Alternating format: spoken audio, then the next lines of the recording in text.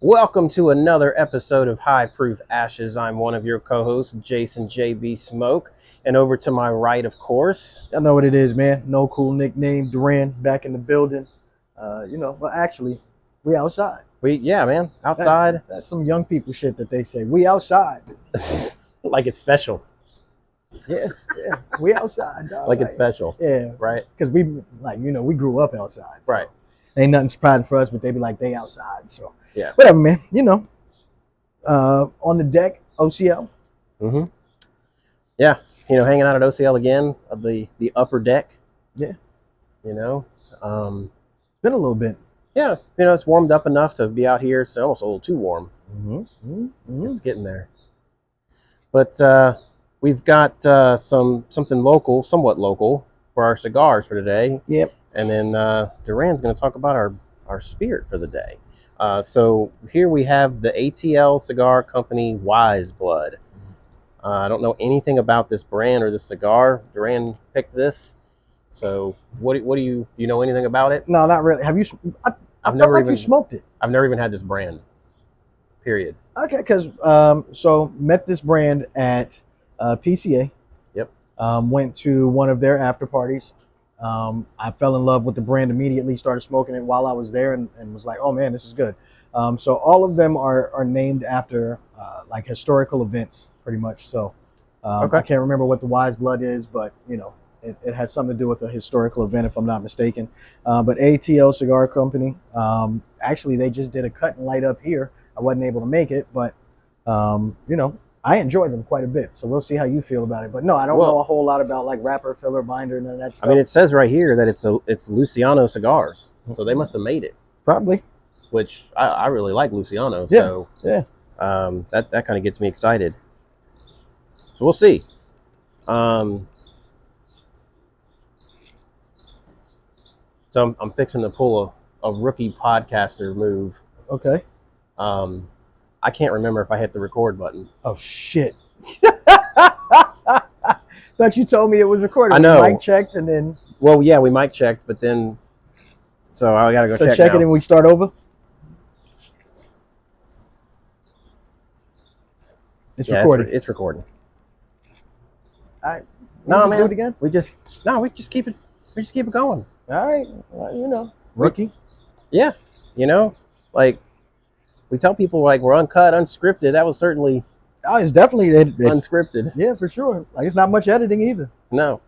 Yeah. All right. Well, let's. What's next? Yeah. What's next? This. I guess we are to the drink for the day. Yeah. And it is the Old Fitz 7-year. It's all the craze right now. It does not have the beautiful decanter bottle like the other ones because this is supposed to be readily available and on the shelf at some point. Okay. $65. So it's super inexpensive. Okay. It's a bottle and bond. As you can see, it's already been opened. It is a bottle and bond, 7 years, 100 proof. So weeded. Yeah. Huh. Okay. Surprised you bought it. Just being a weeded, like it's an Old Fitz. Yeah. Okay. All right. Well, we'll get into this. I'm definitely interested. It's a 7-year. That's right about the age you want a weeder to be. Yeah. So I've actually got some pretty high hopes for that. All right. Well, we'll get into that. I guess you know what? I want to try this. I was about to say try it on a clean palate because I have already. So yeah, I have not. I have my thoughts in my head already, and I'm not gonna say anything about it until. God, it smells really strong. Like there's a lot of pungent smells coming right out of the bottle.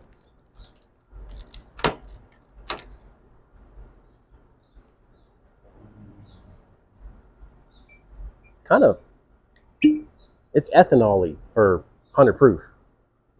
It smells like there's a lot of ethanol coming off of that for 100 proof. Agree. I mean, man, wow. I've tasted things that are 110, 120 that didn't have that much ethanol coming off of it. I have proof that I made that exact same statement. Really? Yes. Okay. Oh, from your fresh crack.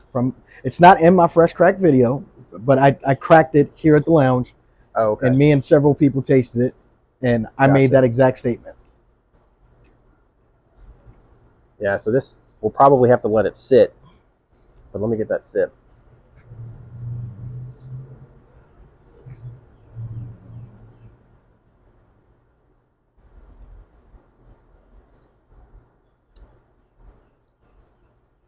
Boy, it's fruity on the palate too. And why is it so spicy? It's supposed to be a weeder. So here's what I'll say. Let it hang out for a minute. Holy shit, that is spicy as hell. I mean, granted, it's my first sip. I didn't prime at all. But it's 100 proof. But it's 100 proof, and it's supposed to be a weeder. What is it, a heavy wheat, heavy rye? Huh. All right. We'll let that sit. See what happens. Yes. I'm not overjoyed with it. Uh-huh. But I'm also not disappointed because it doesn't really taste like a weeder. It's kind of unique in that way. Like, I don't like that it's taste and smell so high proof when it's not.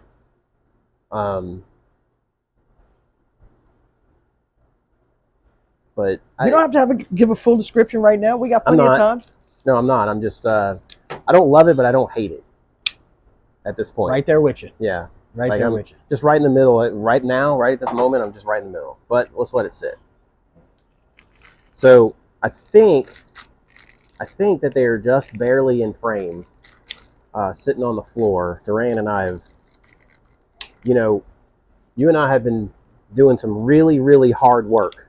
I mean, just balls to the walls, really hard work, trying to get rid of bottles. Yes, that's hard work, folks. It's very hard work. Trying to make space, just not to replace it, not to fill it back up, but like just to so it wasn't so crowded. Yeah. Right. Yeah. Getting rid of stuff that we're not gonna buy again. Whatever. And somehow the two of us in the last month-ish have just completely filled up every bit of space that we made. Well, I know I did. I mean, I still have space because I haven't. I essentially I'm not gonna have a bottom shelf liquor anymore. Pretty much, I have one person who comes to my house and drinks it. Yeah, so there's really no sense in me having like a bottom shelf of your, benchmarks or. Yeah. I mean, Turkey 101 is your bottom shelf, right? For me, yes. Point. Yeah. You know what I'm saying? So that's pretty much where the bottom starts for me. So, yes. So I have that space. I've been clearing that stuff out. You know what I'm saying? Okay. So not me personally, but. So have you been? I've been doing this. Have you been demoting bottles? Absolutely. Yeah. Absolutely. Like this is no longer, my topmost shelf anymore. This is almost a middle shelf. A lot of flavored stuff got moved. Yeah. A lot of not finished. A lot of heavily finished. I'm gonna be honest. I even moved the Valencia down to the middle shelf. And that's not necessarily finished, but it just doesn't live up to everything else that's on that shelf. I'm actually about to move the Bookers. I don't know if I can fit it under there, vertically, but. I mean, I still think Booker's for prestige reasons is still top shelf, but so it's not like in my prestigious bottles. Like it's actually on top because of the size of the bottle, size of them. So yeah. Like all of my decorative stuff is up there. So the big, I don't even remember what it's called, man. The big case that opens up and all that good stuff is up there too. So that's cool. Okay, but yeah, so down here we've got a bunch of. Almost every one of them is a fresh crack that has to happen at some point. I mean, one was a fresh crack. Like we fresh cracked it. We have some video of it, so we might. Yes, we do. We might, We do. We'll get to that one eventually, but yes. Yeah. Yeah. So I recently went on a trip to Louisiana to be there for my grandson's birth. Correct. And anytime you do a trip like that, it's a great opportunity to stop in the liquor stores on the way. And when you get to where you're going, found a local cigar shop as well. The place was huge for, you know, not a CI basically. I mean, they just had so much stuff crammed in there. It was pretty amazing. I've got a video of that I'll be posting if it's not already posted by the time this episode drops. But pretty cool place. Like if you find yourself in the Baton Rouge area, definitely need to check that place out. They actually had some original black diamonds. Bought everything they had. Yeah. So now I'm curious, how many was that? So it was two different sizes. So they had he had Marquise. He had a partial box of the smaller ones. Is that the Marquise, I think? I think, yeah. And then the next size up, the Emeralds, which are more like a Toro size. He had those just like... I think those are like the Emerald or something like that. Yeah, I think they're Emeralds. He had those just like in a bag. So I took the ones in the box, and it's the same one that I have at home. Not very many left, though. And I combined the two, and now I have like two shy of a full box of Marquis. And then the Emeralds, I think there was... What was there, like 8 of those? Something like that? I don't know. I kept the receipt. I need to look at it again. I don't remember exactly what it was. I'd love to buy a couple of those Emeralds. Yeah. I haven't smoked the larger one. I smoked one of the smaller ones right there in the shop. Plus, I didn't have a whole lot of time. But he definitely charged me a premium for them, too. Like, he didn't charge me SRP, you know, like they used to be. 25 a stick, probably. It was 22 for the Marquis and 25 for the Emeralds. Sounds about right. I think people know what they have at this point. Oh, yeah. Like, he knew exactly what he had. But he had some pretty cool stuff. A lot of variety. But, yeah, definitely got to check out your local, you know, brick and mortar cigar shop wherever you travel and go somewhere. You just never know what you're going to find. Yeah, because I was just recently in PCB, and, you know, I picked up quite a few things as well. So, you know, those... He had a bunch of underground sun-growns. You didn't pick up any of those? Oh yeah, I did. Oh, okay. I got me 10 of them, or 5 of them. I think it was 5 of them. He had a bunch of them though. Like I probably could have got a box. Yeah. But you know, not a crazy big fan of those. But you can't hardly get them. Yeah. You know, because they don't make them anymore. So I definitely picked up some of those. But yeah, he had a bunch of Opus. But by the time I got to the Opus, you know, you had already spent the grip. Yeah.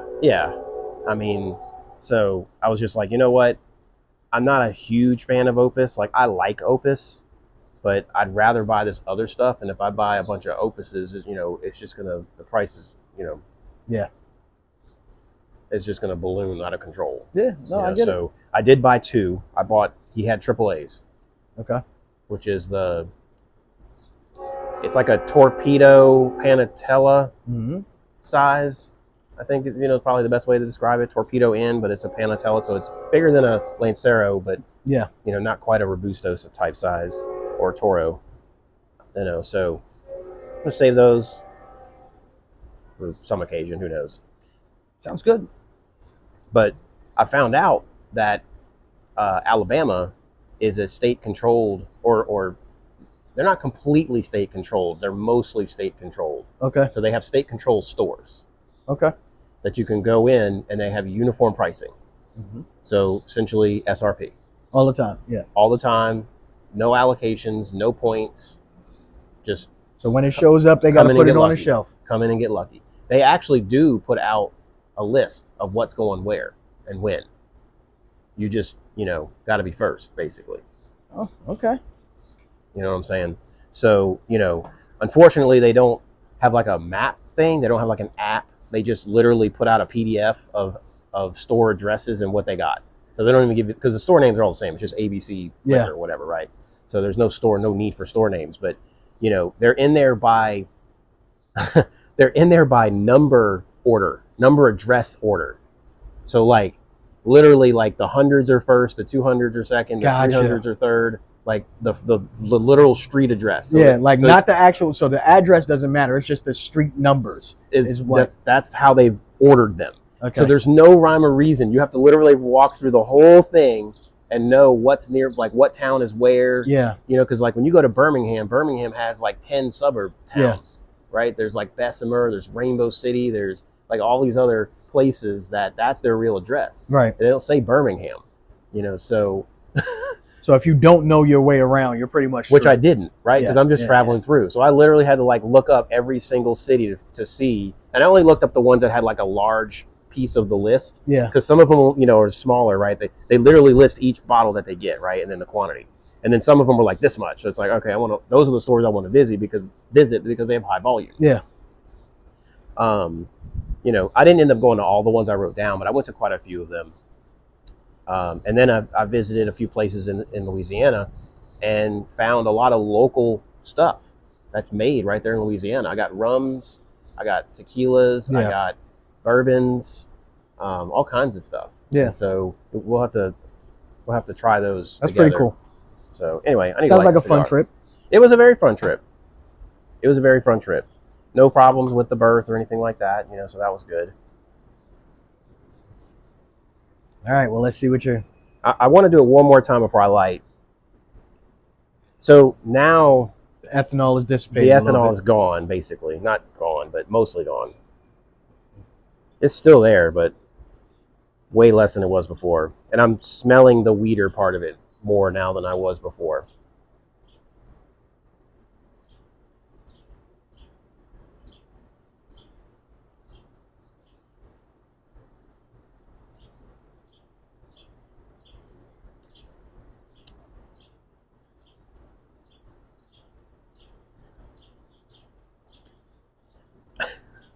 So I don't mind it, but that is way too spicy to be a weeder.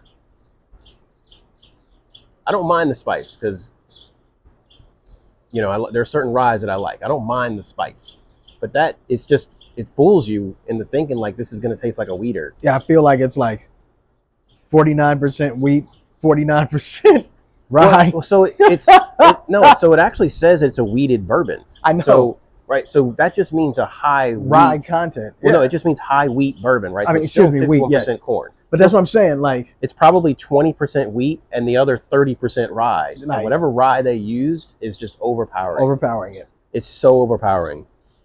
I'm not saying that this is a bad bottle. It's just not what I expect when I drink a weeder.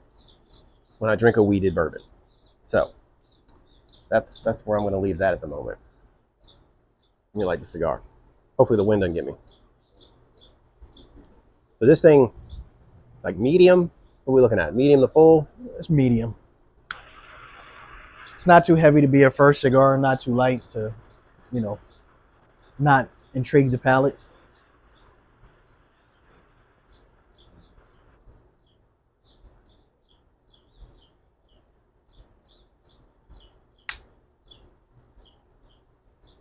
Not bad on the light. Mm-hmm.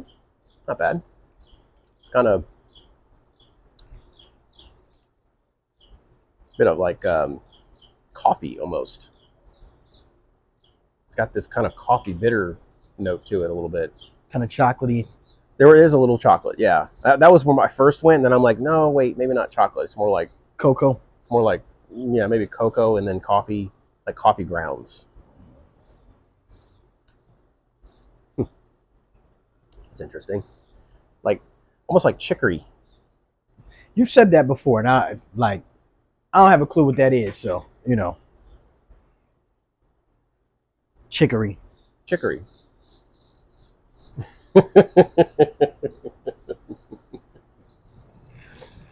Oh, goodness. That's a big New Orleans thing. It's chicory. So what is it? It's I don't know like the ins and outs, but it's basically tree bark, from what I understand, okay. that they ground up and they put in coffee in the coffee grounds, and they mix it in. And back in the day, coffee was very expensive. I mean, it's expensive today, but it was very cost prohibitive, and so they used chicory as a filler to make the coffee go further. And people came to like the flavor. It was an acquired taste, I guess. That makes sense.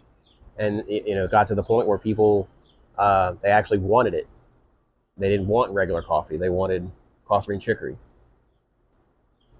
That's interesting for sure. So, yeah.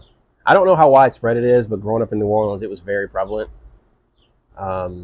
You know, you would go to the store and half the coffee aisle was coffee and chicory, Mm. and it was brands you don't find anywhere else. You know, well maybe you do now, but you certainly don't find their chicory versions. You know, most people have heard of Community Coffee.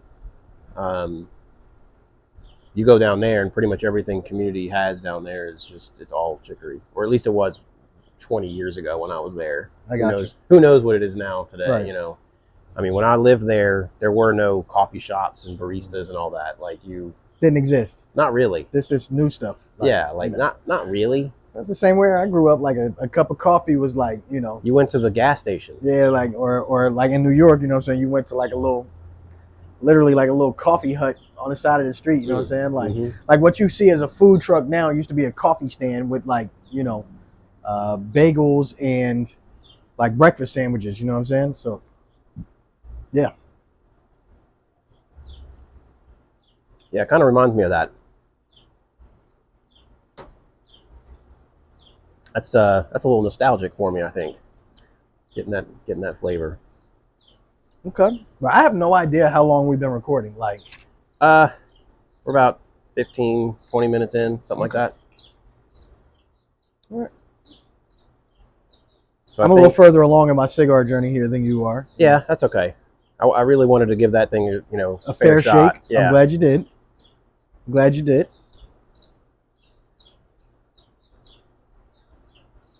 I'll say this, like I've had other Old Fitzgeralds that are, you know, and they were amazing. But this one, I don't understand the hype. Me neither. I mean, I guess it's all in the name. The hype's in the name, I guess. It's exactly what it is. It's not that bad. It's just, man, when I think, you know, of a weeded bourbon, I'm thinking of, you know, Antique 107. I'm thinking of the Bardstown weeded. Yeah. You know, there's several others, but those are, you know, probably my two favorites. This is not going to come to mind when I think of great weeders. No. Honestly, it's very bourbon forward. If It's very rye bourbon forward. If I didn't know it was weeded, like, which maybe that's a testament, right? Like for people who don't like weeders, right? You just kind of cover that up and be like, here you go, this is a great rye bourbon. Yeah. You know, like that's terrible. What? I mean, I can just cover like, oh, it's not weeded. Here you go, it's a rye. Yeah, this is a, you know, I poured that out and put this other stuff in here, you know. So I mean, I guess at this point I can give my thoughts on it. You might as well, yeah. Go ahead. I'm not really gonna have any final thoughts, I guess I should say, because I'm gonna do it right now. Well, we've been having a lot of long episodes going out there lately, so yeah, might as well shorten one up. Might as well shorten them up, yeah. All right. So I'm not impressed.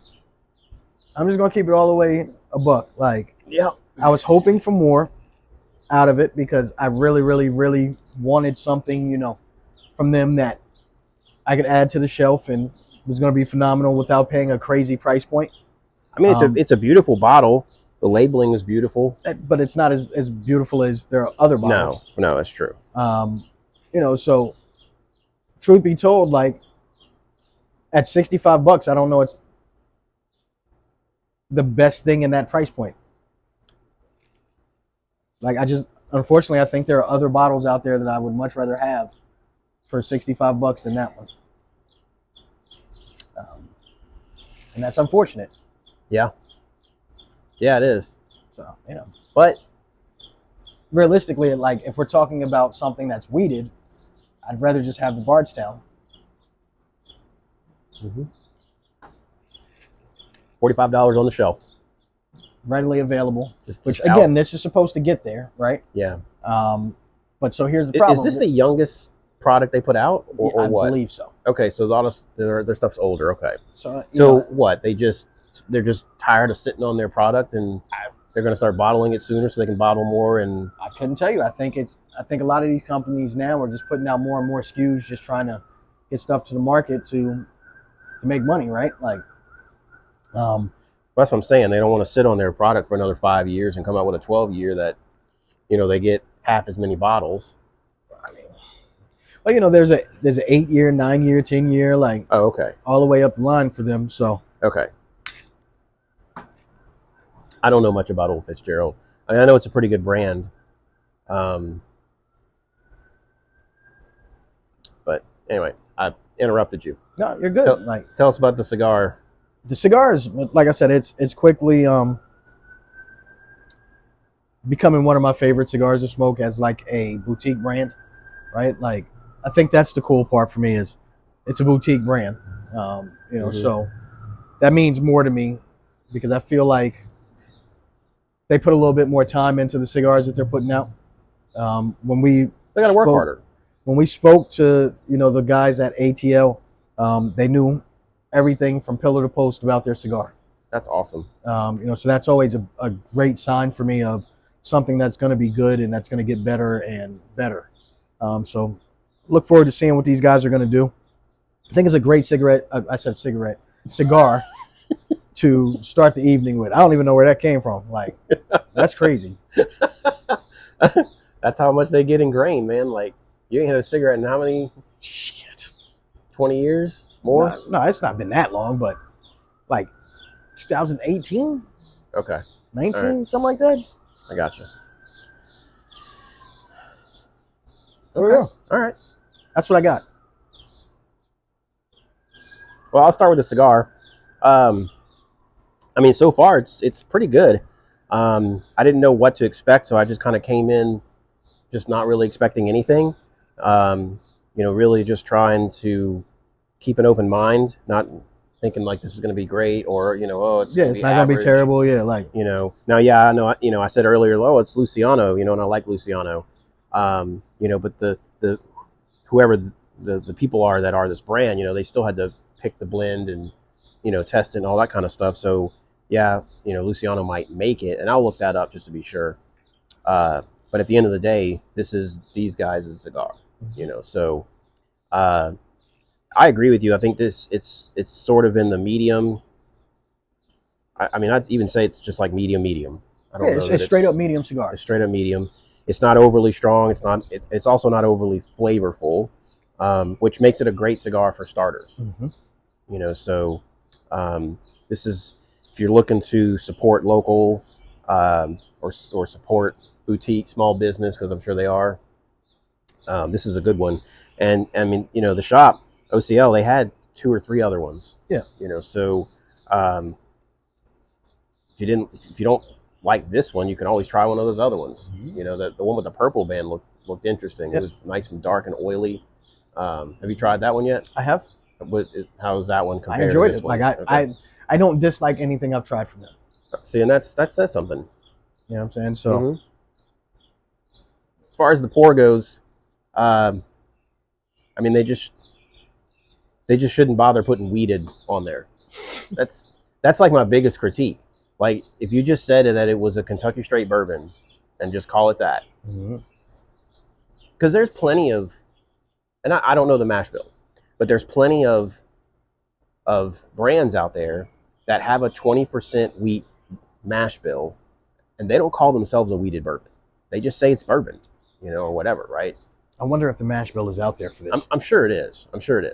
I'd be curious to know, because I bet just based on that flavor profile, it can't be much. It can't be much more than 20%. It just can't, because it's so rye forward, right? So like that's my biggest critique.